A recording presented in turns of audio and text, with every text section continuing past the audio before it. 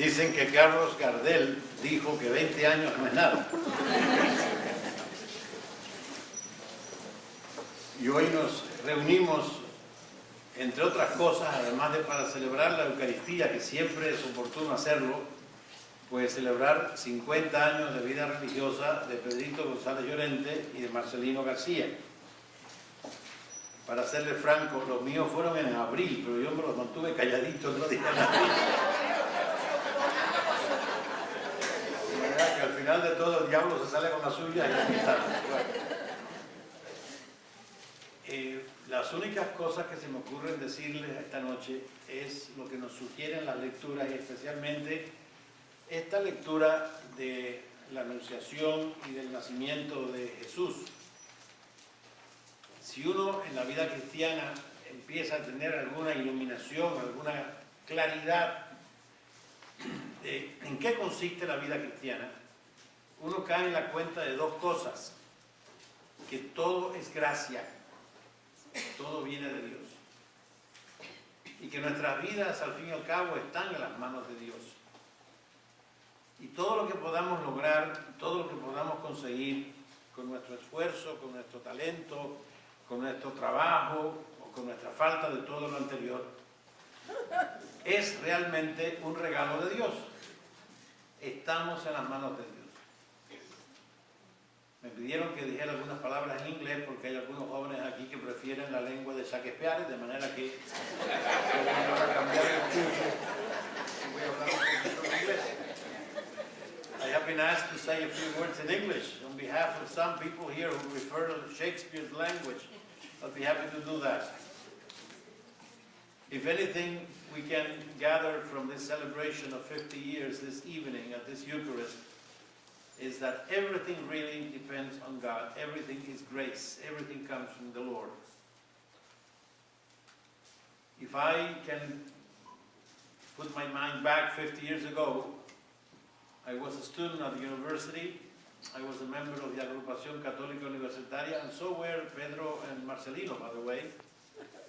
And it was a tumultuous time in Cuba at the time. Those of you who are from Cuba and are old enough to remember. And when I thought about vocation, I had been thinking about it for a long time. I remember, and I'm sure that the same thing happened to both Marcelino and Pedro and some other companions who joined the novitiate at the time. When we entered the novitiate, it's jump out of something safe, which was our country, our turf, into something unknown. When I was asked by the director, spiritual director who I had, Father Federico Arbesul, some of you may have remembered, may know him. And what do I do now? And he says, well, you have to go to the novitiate. And where is that? And I was ready to hear Timbuktu, but it wasn't Timbuktu, it was Venezuela. I had never been to Venezuela. What's going to happen there? Now, as a matter of fact, I'm almost a chaplain to the Venezuelans at the Dorado. I say Mass at Our Lady of Guadalupe in Dorado. Luck has had it that now I am almost a Venezuelan. But the amazing thing to me is it was a jump into the unknown. My mother had a friend who was a teacher also, as my mother was, who came to her and said, don't let him go to Venezuela. There are too many snakes out there.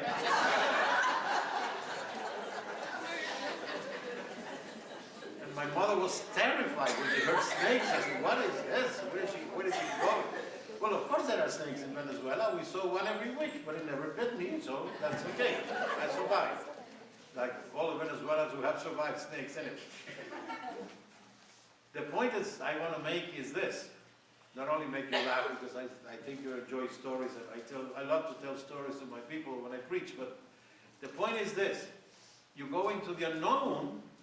And when I got to Venezuela, what I found was the warmth, the reception, the hospitality of the people, the Jesuits from Venezuela who made me feel at home from the first moment I stepped foot on that beautiful land. And from there, it was going into the unknown. When the time came to continue studies, we couldn't stay in Venezuela, so we were told, you're going to New York. I said, what the heck? New York? Why? What have I done wrong?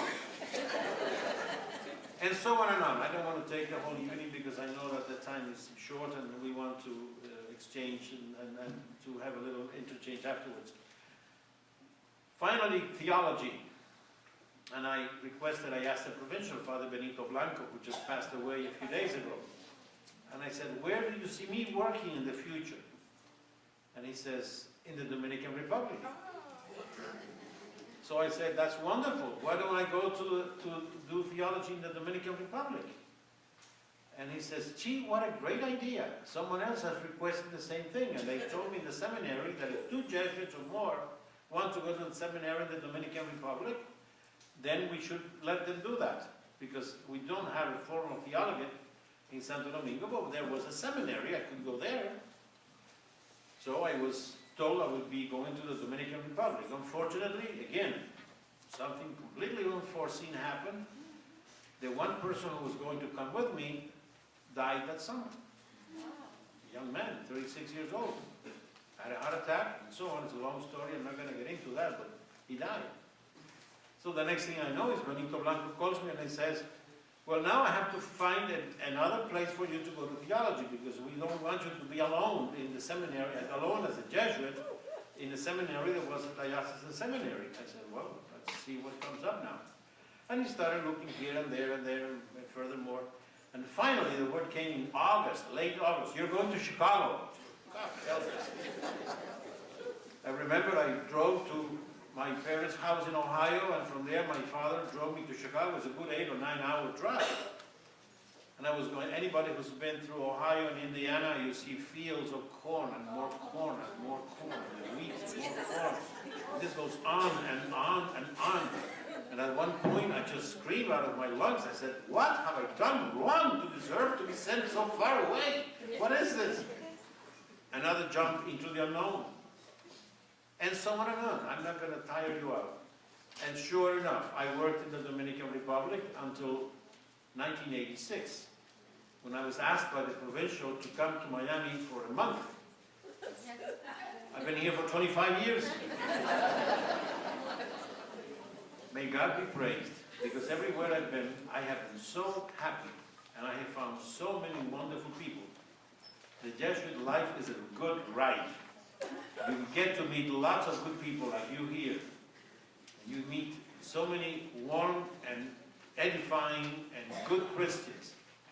And you find yourself in such good company that I wouldn't trade myself with anybody anywhere in the world. Thank you very much.